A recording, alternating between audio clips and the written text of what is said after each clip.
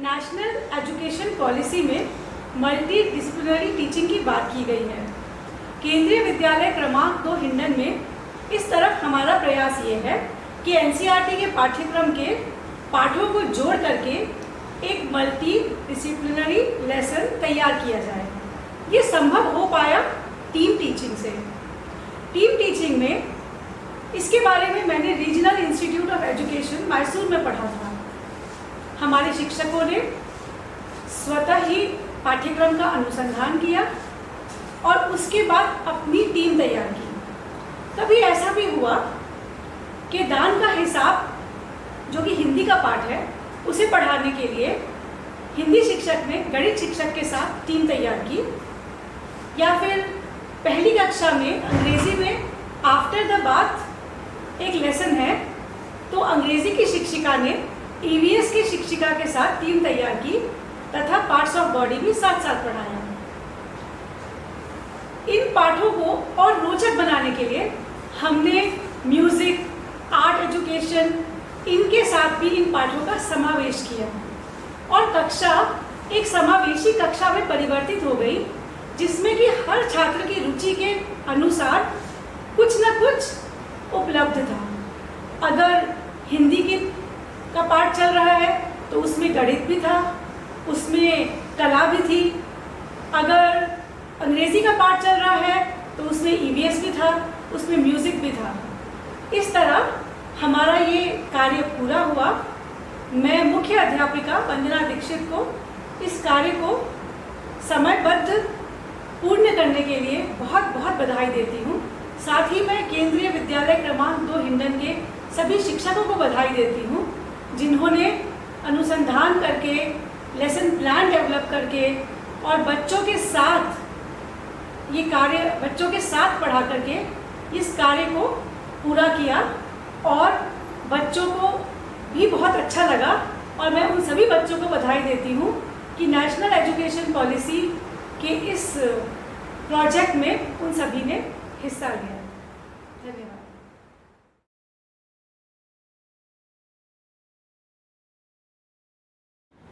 सुप्रभात बच्चों। हिंदी की कक्षा में आपका स्वागत है। बच्चों, कैसे हैं आप सभी? ठीक है। अच्छे हैं? तो बच्चों, आज हम हिंदी की कक्षा में आपकी पाठ्य पुस्तक रिमझिम से एक कहानी लेकर आए हैं। सुनना चाहेंगे कहानी?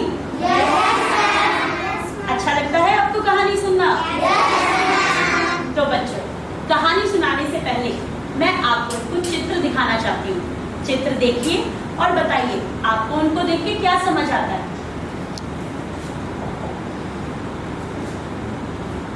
बताइए बच्चों। मैम, इसमें आकार पड़ा है। आपको क्या दिख रहा है इस चित्र में? मैम, इस देश में आकार पड़ा है। अर्नब बताइए। मैम, इस देश में आकार पड़ा है।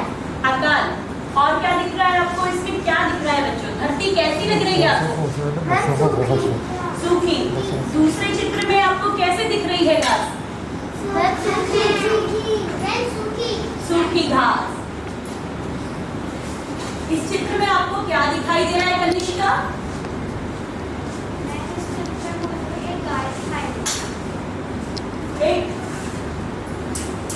इसमें आपको एक कमजोर गाय दिखाई दे रही है। और चौथे चित्र में आपको क्या दिखाई दे रहा है युवराज? चौथे चित्र में हमको सूखा पेड़ दिखाई दे रहा है। सूखा पेड़। तो बच्चों, हमने देखा कि इन चित्रों में हमें सूखी धरती, एक कमजोर गाय, सूखे पेड़ दिखाई दे रहे हैं।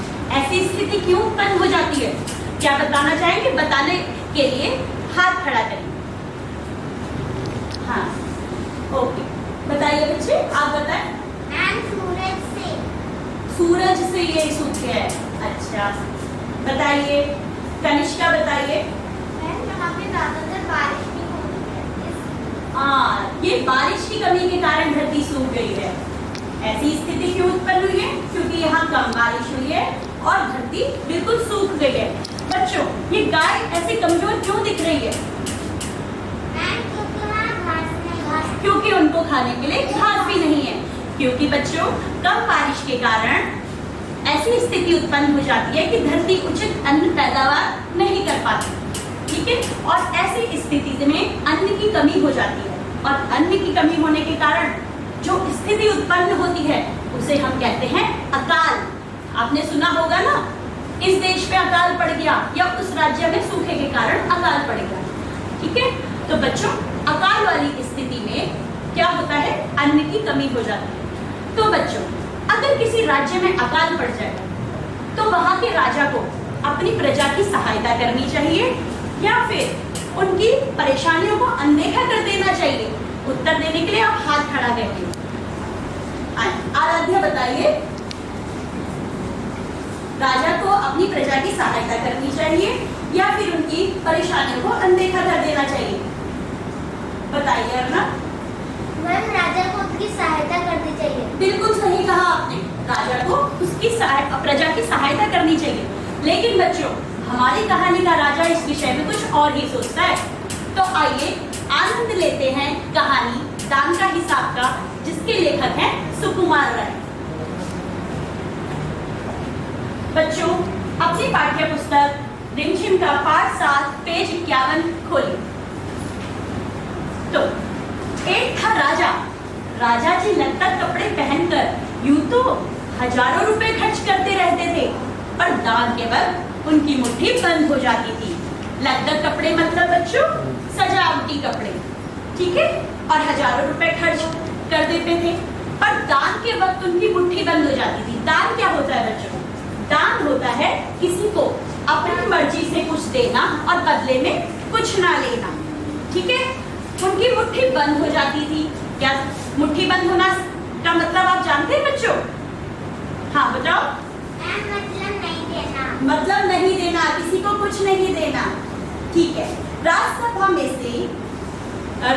में एक से एक नामी लोग आते रहते थे, लेकिन गरीब, दुखी, विद्वान, सज्जन इनमें से कोई नहीं आता था। राज्यसभा में एक से एक नामी लोग आते थे, लेकिन गरीब, दुखी, विद्वान, सज्जन इनमें से कोई नहीं आता था, क्योंकि वहां पर इनका बिल्कुल सत्कार नहीं होता था। क्या सत्कार मतलब समझते हैं बच्चे? सत्कार मतलब आदर, आओ भगत। जब आपके घर में कोई आता है, मेहमान आते हैं, तो आप उनका आदर सत्कार करते हैं ना। लेकिन राजा अपनी सभा में विद्वान लोगों का, गरीब लोगों का बिल्कुल भी सत्कार नहीं करता था। एक बार उस देश में अकाल पड़ गया। मैंने आपको बताया था अकाल क्या होता है। एक बार उस देश में अकाल पड़ गया। पूर्वी सीमा के लोग भूखे प्यासे मरने लगे। पूर्वी सीमा समझते हैं ना बच्चों? पूरब दिशा की साइड जो सीमा लगी है। राजा के पास खबर आई, मतलब सूचना आई। वे बोले, यह तो भगवान की मार है, इसमें मेरा कोई हाथ नहीं है। लोगों ने कहा, महाराज, राजभंडार से हमारी सहायता करने की कृपा करें, जिससे हम लोग दूसरे देशों से अनाज खरीदकर अपनी जान बचा सके। क्योंकि अपने देश में तो बच्चों अकाल पड़ गया है, तो उनको अनाज खरीदने के लिए दूसरे देशों से खरीदना पड़ेगा। तो राजभंडार होता है बच्चों जहां राज्य की संपत्ति सुरक्षित होती है। राजा ने कहा, आज तुम अकाल से पीड़ित हो, कल पता चलेगा कहीं भूकंप आया है, परसों सुनूंगा कहीं के लोग बड़े गरीब हैं, 2 वक्त की रोटी नहीं जुटती। इस तरह सभी की सहायता करते करते जब राजभंडार खत्म हो जाएगा, तब खुद मैं ही दिवालिया हो जाऊंगा। दिवालिया का मतलब होता है कुछ भी ना रह जाना, कंगाल हो जाना। यह सुनकर सभी निराश होकर लौट गए। इधर अकाल का प्रकोप फैलता ही जा रहा था। प्रकोप मतलब बुरा असर। न जाने रोज कितने ही लोग भूख से मरने लगे। लोग फिर राजा के पास पहुंचे। उन्होंने राजसभा में गुहार लगाई। राजसभा मतलब राजा की सभा, जहां विद्वान मंत्री लोग बैठते हैं और चर्चा करते हैं। दुहाई महाराज, आपसे ज्यादा कुछ नहीं चाहते, सिर्फ 10,000 रुपए हमें दे दें, हम आधा पेट खाकर भी जिंदा रह लेंगे। प्रजा इतनी परेशान हो गई कि उन्होंने कहा, कम से कम राजा हमें आधा पेट खाने तक की रकम तो दे दे, शायद दे दे। राजा ने कहा, 10,000 रुपए भी क्या तुम्हें बहुत कम लगते हैं? और इतने कष्ट से जीवित रहकर लाभ ही क्या है? देखो, राजा अपनी प्रजा के साथ देखिए कितना बुरा व्यवहार कर रहा है। एक व्यक्ति ने कहा, भगवान की कृपा से लाखों रुपए राजकोष में मौजूद हैं। जैसे धन का सागर हो। धन का सागर मतलब बच्चे, सागर में क्या होता है? बहुत पानी, जिसको आप गिन नहीं सकते, जिसका हम अनुमान भी नहीं लगा सकते। तो ये बोला जा रहा है, प्रजा कह रही है इतना सारा धन है जिसका अनुमान भी नहीं लगाया जा सकता। उसमें से एक आध लोटा ले लेने से महाराज का क्या नुकसान हो जाएगा? राजा ने कहा राजकोष में अधिक धन है तो क्या उसे दोनों हाथों से लुटा दूं? दोनों हाथों से लुटाना मतलब बहुत ज्यादा खर्च करना। एक अन्य व्यक्ति ने कहा महल में प्रतिदिन हजारों रुपए इन सुगंधित वस्त्रों, मनोरंजन और महल की सजावट में खर्च होते हैं। सुगंधित समझते हैं बच्चे? क्या होता है सुगंधित? खुशबूदार, ठीक है।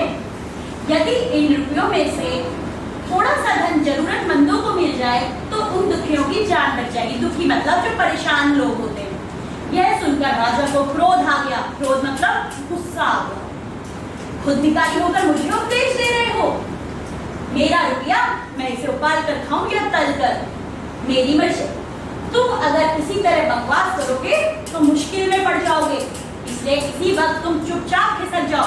राजा ने उन्हें एक तरीके से धमकी दी ताकि वो डर जाएं। और वो कैसी धमकी दी? यानी राजा उन्हें दंड देने की धमकी देने लगा। राजा का क्रोध देख के लोग वहां से चले गए। बेचारी प्रजा करती भी क्या? राजा हैं, वो दंड दे सकते हैं। उनके गुस्से को देख के प्रजा चली गई। राजा हंसते हुए बोला छोटे मुंह और बड़ी बात, अगर 100-200 रुपए होते तो एक बार सोच भी सकता था।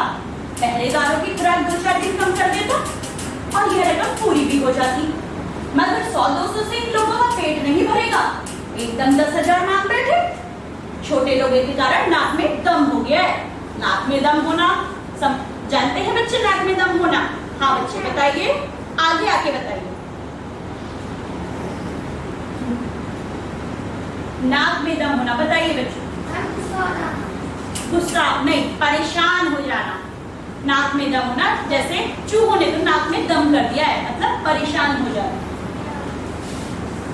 अब राजा ने क्या किया कि उसने सोचा 100-200 रुपए मांगते तो मैं पहरेदारों की खुराक कम कर देता। देखो राजा अब भी अपने राजभंडार से पैसे नहीं देना चाहता, वो अब भी किसकी? पहरेदारों की खुराक कम करने के लिए कह रहा है।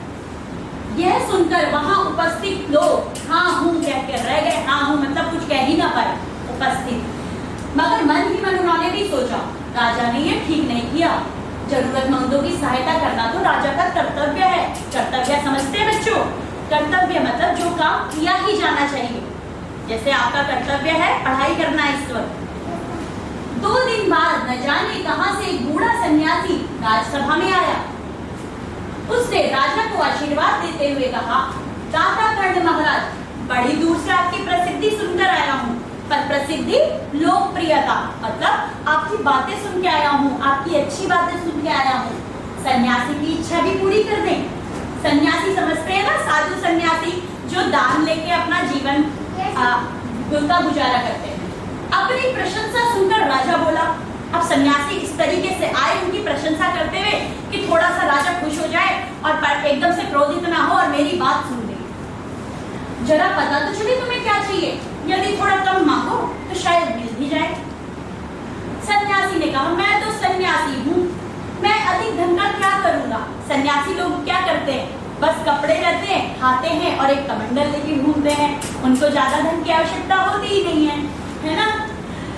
मैं राजकोष से 20 दिन तक बहुत मामूली भिक्षा प्रतिदिन लेना चाहता हूँ। मामूली मतलब साधारण सी भिक्षा, ज्यादा नहीं, बहुत साधारण। मेरा भिक्षा लेने का नियम इस प्रकार है। तो बच्चों भिक्षा लेने का नियम समझिए आप पहले। सन्यासी किस तरीके से नियम बता रहे? मैं पहले दिन जो लेता हूँ दूसरे दिन उसका दुगना, फिर तीसरे दिन उसका दुगना, फिर चौथे दिन तीसरे दिन का दुगना। यानी बच्चों जो भी सन्यासी अगले दिन लेते हैं वो पहले दिन का दुगना लेते हैं। अगर उन्होंने आज 2 रुपए लिए तो अगले दिन वो कितना लेंगे? 4। बहुत अच्छे। इसी तरह से प्रतिदिन दुगना लेता जाता हूँ। भिक्षा लेने का मेरा यही तरीका है।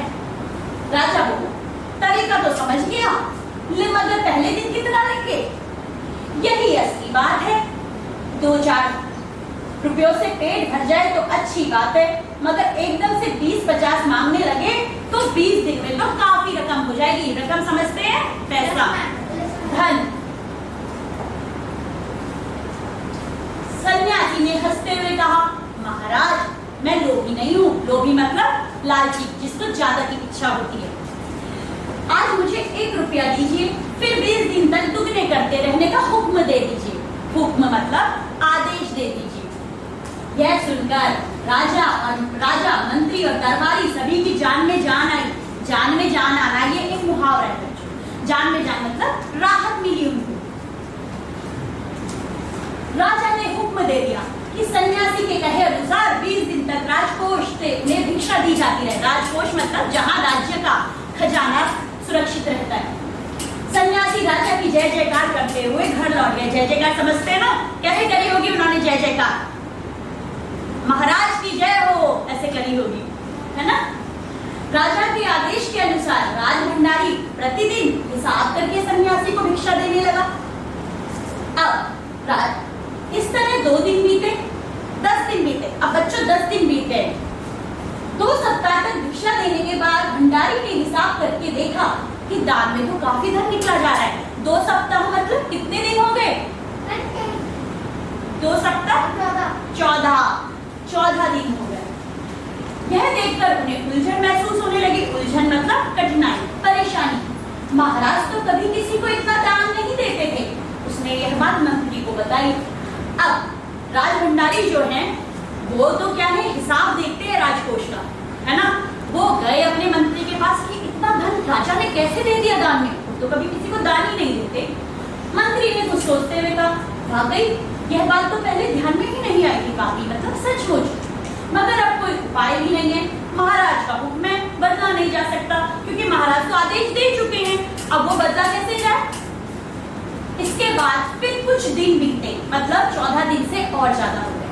भंडारी फिर हड़बड़ाता हुआ मंत्री के पास पूरा हिसाब लेकर आया। हिसाब हड़बड़ाता मतलब हड़बड़ी में आया, घबरा के आया।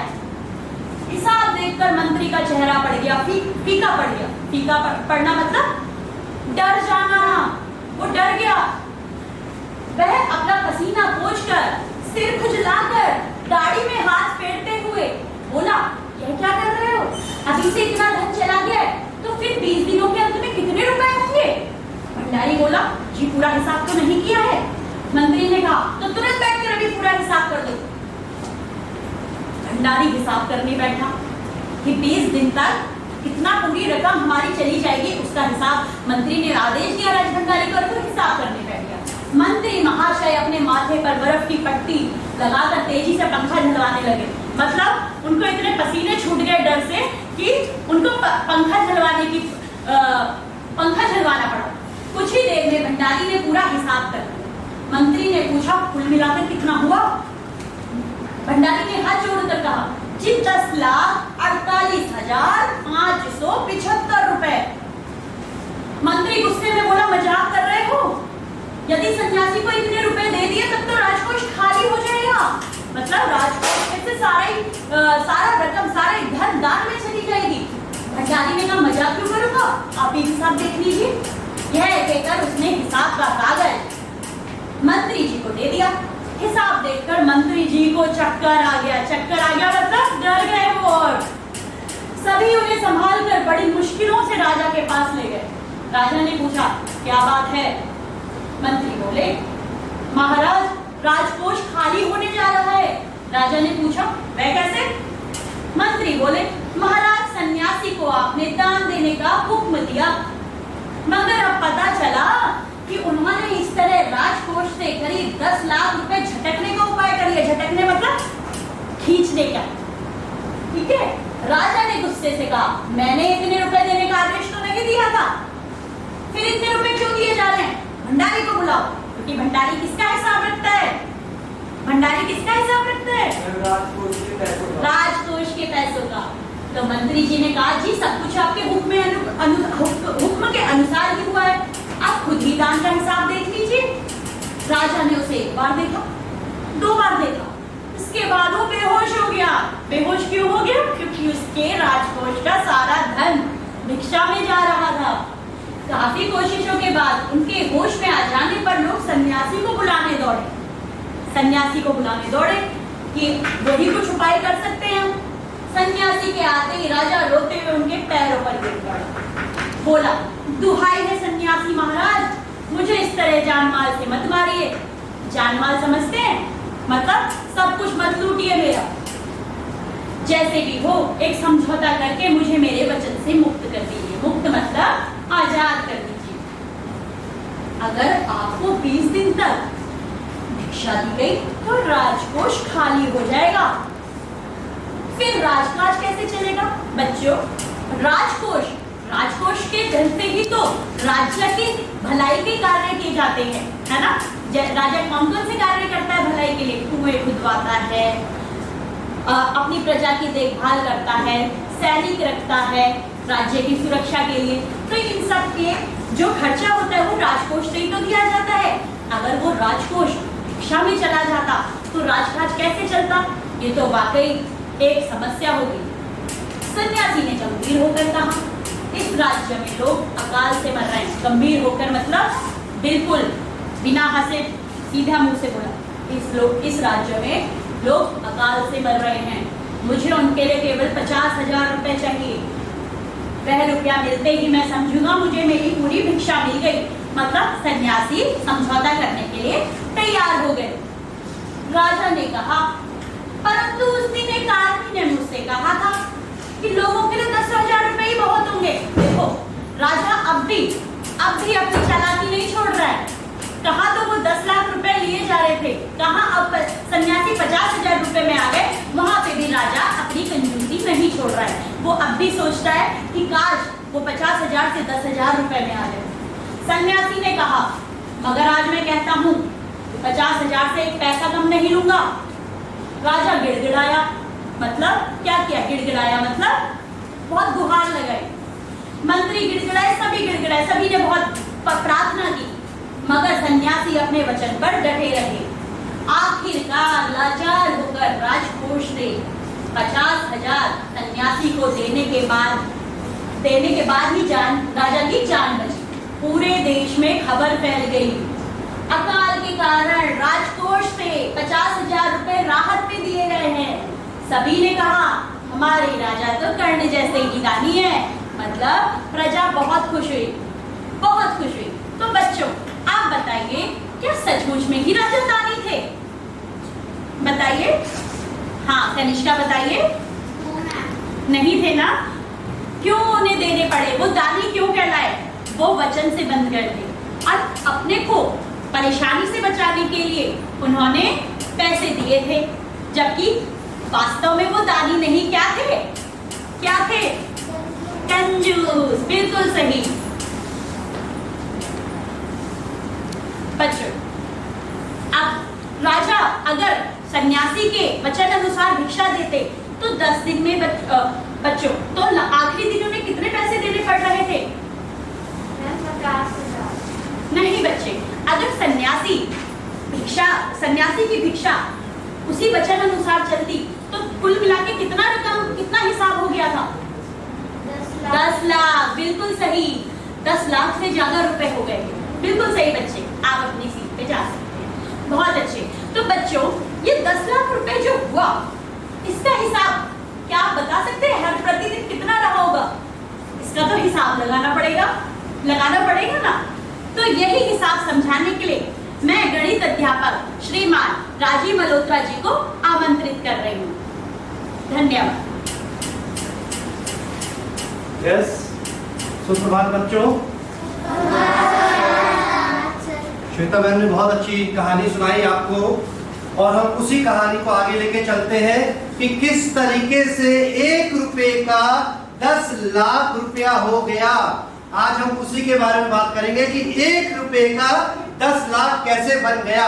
आज हम उसी के बारे में बात करते हैं। और सबसे पहले बच्चों, आपको पता लगा कि राजा अपनी प्रजा की बिल्कुल भी सहायता नहीं करता था, बिल्कुल भी फिजूल खर्च नहीं करता था। क्यों? क्योंकि वो कंजूस था।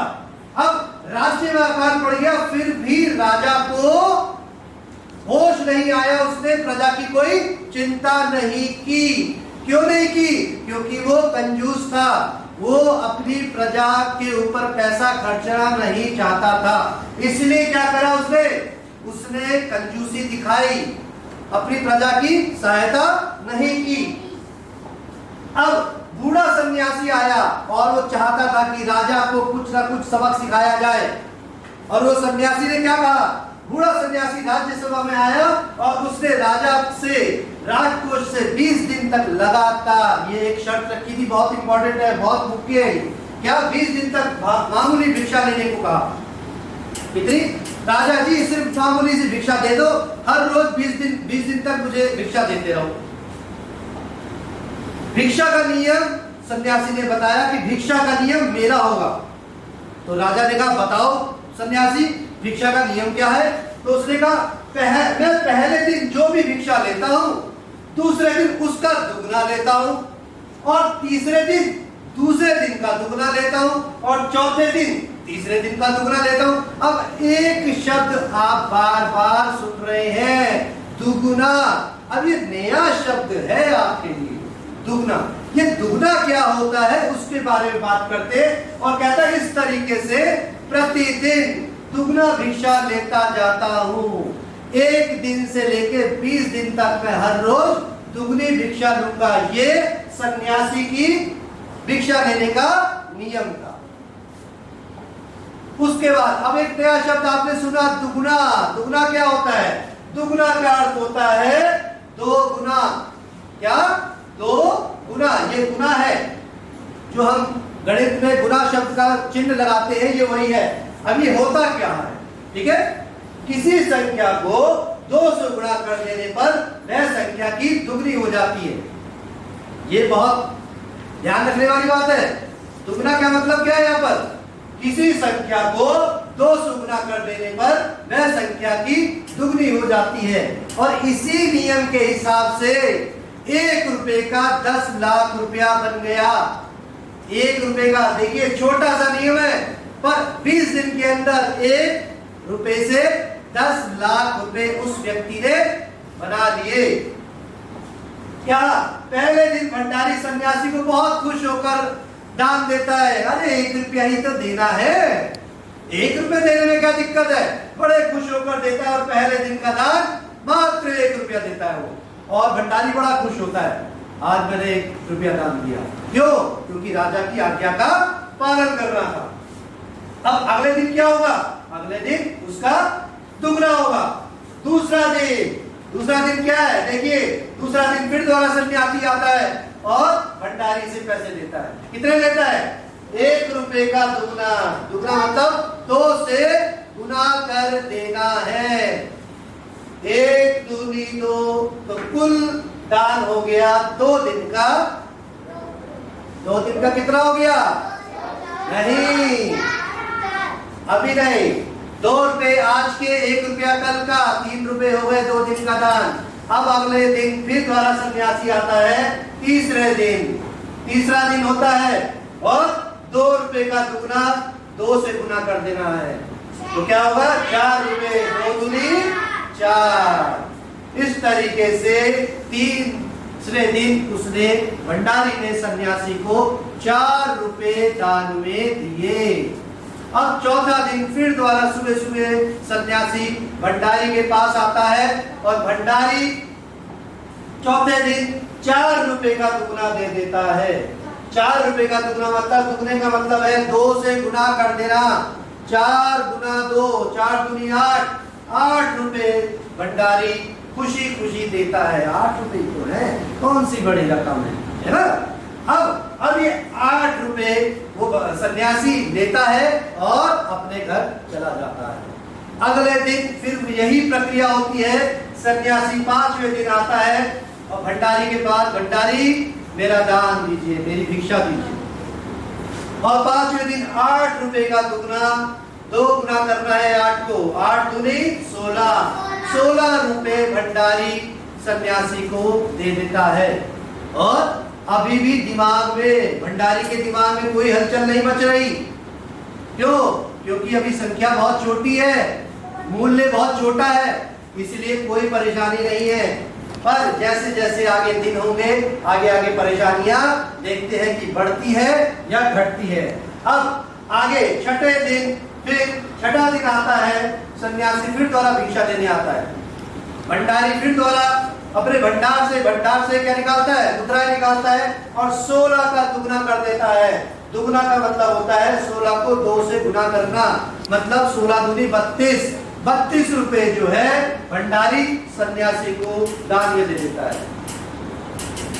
उसके बाद 7वां दिन फिर द्वारा यही प्रक्रिया होती है और 7वां दिन 32 रुपए का दुगना करना है। 32 दूनी 64, 2 गुना 32 को 2 से गुना करना है। दुगना का मतलब होता है 2 से गुना करते रहना। अब 32 को 2 से गुना किया, 64 रुपए भंडारी ने सन्यासी को दे दी। अब सन्यासी खुशी खुशी पैसा लेता जा रहा है, दान लेता जा रहा है, पर यहां पर भंडारी के दिमाग में कुछ ना कुछ हलचल मचना शुरू हो जाती है कि ये पैसा तो दिन भर प्रतिदिन बढ़ता जा रहा है। उसके बाद 8वां दिन आता है, 64 रुपए का दुगना फिर द्वारा सन्यासी दान लेने आ जाता है और भंडारी 64 रुपए का दुगना क्या होता है, 64 को 2 से गुना कर देना है। तो 64 को 2 से गुना किया तो 128 रुपए कुल दान 8वें दिन का सन्यासी लेकर चला जाता है। अब जब दान लेके जाता है, अगले दिन सन्यासी फिर द्वारा आता है 9वें दिन और सुबह सुबह फिर बोलता है, भंडारी जी मेरा दान दीजिए, और 128 रुपए का दुगना फिर द्वारा दान सन्यासी लेके चला जाता है। और 128 को जब हम 2 से गुना करते हैं तो 256 रुपए हो जाते हैं। देखिए कहानी शुरू हुई थी 1 रुपए से और 9वें दिन तक आते आते ये 256 रुपए हो जाती है। अभी भी दिमाग में हलचल नहीं हुई भंडारी के। आगे 10वां दिन आता है, 10वां दिन 256 का दुगना कितना हो गया, 512 रुपए। अब दिमाग में भंडारी के घंटी बजी कि भैया यहाँ तो पैसा अब बहुत बड़ा होता जा रहा है, ये दान कैसे दिया जाएगा। भंडारी के पसीने छूटने शुरू हो जाते हैं। आखिर राजा जी इतना दान कभी नहीं देते, हमारे राजा जी इतने कंजूस है, किसी की सहायता करने को तैयार नहीं होते, पर आज एक सन्यासी को 500 रुपए दे दिए। आखिर ये कैसा होता जा रहा है, उनके दिमाग में हलचल मचना शुरू हो जाती है। कोई बात नहीं, क्योंकि आदेश का पालन हमें करना है। भंडारी कहता है हमें आदेश का पालन करना होगा। आगे 11वां दिन 512 का दुगना हो गया, 2 से गुना करेंगे 512 को, 1024 रुपए। अब आप सोचिए 11वें दिन 1024 रुपए हो जाते हैं। 1 रुपए से कहानी शुरू हुई और 11 दिन में 1000 रुपए के ऊपर पहुंच गया। उसके बाद 12वें दिन फिर दोबारा सन्यासी आता है। सन्यासी आते हैं और क्या कहते हैं, भिक्षाम देहि, और भंडारी फिर दोबारा 1024 का दुगना कर देते हैं, 2 से गुना कर देते हैं 1024 को, और ये हो जाते हैं 2048। 12 दिन तक 2048 रुपए हो गए 12वें दिन। ठीक है, अब आगे 13वें दिन फिर दोबारा आता है सन्यासी भिक्षा लेने, भिक्षाम देहि। ठीक, और भंडारी जो है पिछले दिन का जो दुगना होता है वो रकम उनको देता है। पिछले दिन की रकम कितनी थी, 2048 रुपए, और उसका दुगना कर दिया, 2 से गुणा कर दिया तो कितना हो गया, 4096 रुपए उसका दुगना हो जाता है। अब उसके बाद 14वें दिन फिर दोबारा सन्यासी आता है। आप देखिए 1 रुपए से शुरू हुई कहानी कहां तक आ गई, 4096 रुपए तक आ गई। अब 4096 को गुणा किया 2 से तो 14वें दिन का 8192 रुपए का दान भंडारी देता है, और 14 दिन तक अब उसके पसीने छूटना शुरू हो जाते हैं। अब वो भागे भागे जाता है मंत्री के पास, मंत्री जी 14वें दिन का दान 8192 रुपए हो चुका है, और दान कहां से शुरू किया था, 1 रुपए से। अब आप सोचिए, मंत्री कहता है पूरे दिन का हिसाब लगाओ, 14 दिन का। कहता अभी तक तो नहीं लगाया, कह रहा नहीं अभी लगाओ, और वो भंडारी अपना हिसाब लगाना शुरू करता है। पहले दिन का दान 1 रुपए, 2 दिन का दान, दूसरे दिन का दान कितना था 2 रुपए, तीसरे दिन का दान 4 रुपए, चौथे दिन का दान 8 रुपए। इस तरीके से वो हिसाब लगाना शुरू कर देता है और जैसे जैसे हिसाब लगाता है उसके पसीने छूटते चले जाते हैं। ठीक है, उसके बाद 15वें दिन का दान होता है पिछले दिन का दुगना, 8,192 का दुगना 16,384 रुपए। उसके बाद 16वें दिन का होता है 16,384 का दुगना करेंगे। जब भी दुगना शब्द आएगा आपको 2 से गुना करना है। तो 16,384 को जब 2 से गुना किया तो 32,768 रुपए का दान भंडारी ने सन्यासी को 16वें दिन दे दिया। ठीक है, उसके बाद 17वें दिन 32,768 का दुगना 2 से गुना करेंगे 65,536 रुपए। ये आपका 17वें दिन का दान सन्यासी को मिल जाता है। अब आप जो सोचिए सन्यासी खुश हो रहा होगा, हर रोज दुगना पैसा मिल रहा है उसको, और परेशान कौन हो रहा है? भंडारी। अभी उसकी सूचना उसको नहीं मिली राजा को कि आखिर इतनी रकम अगर चली जाएगी तो राज्य तो पूरा भंडार खत्म हो जाएगा, तो राज्य के कामकाज कैसे चलेंगे। अब वो हिसाब और लगाता है कि 18वें दिन देखिए जरा सन्यासी को कितना पैसा देना पड़ेगा। अब आता है 65,536 रुपए का दुगना, जब 2 से गुना किया तो 1,31,072 रुपए। अब आप सोचिए 1 रुपए की दान जो राशि थी आज जो पहुंच गई 1,31,732 रुपए पर। उसके बाद 19वें दिन 1,31,072 रुपए का दुगना करेंगे तो 2,62,144। ये 19वें दिन का दान है। और 20वें दिन का दान कितना होता है? 2,62,144 का जब हम दुगना करेंगे, दुगना मतलब 2 से गुना करेंगे तो 5,24,288 रुपए हो जाते हैं। और उसके बाद अब आप ये देखिए राजा भंडारी को आदेश देता है कि 20 दिन के कुल जो दान की रकम का पता लगाओ। और जब पता लगाई तो क्या हुआ? भंडारी के तो होश उड़े, साथ में मंत्री के भी होश उड़ गए और साथ में राजा के भी होश उड़ गए। क्यों? कि इतना सारा दान अगर दे दिया जाए तो क्या होगा? राज्य कंगाल हो जाएगा, राज्य के जो कामकाज है वो कैसे चलेंगे।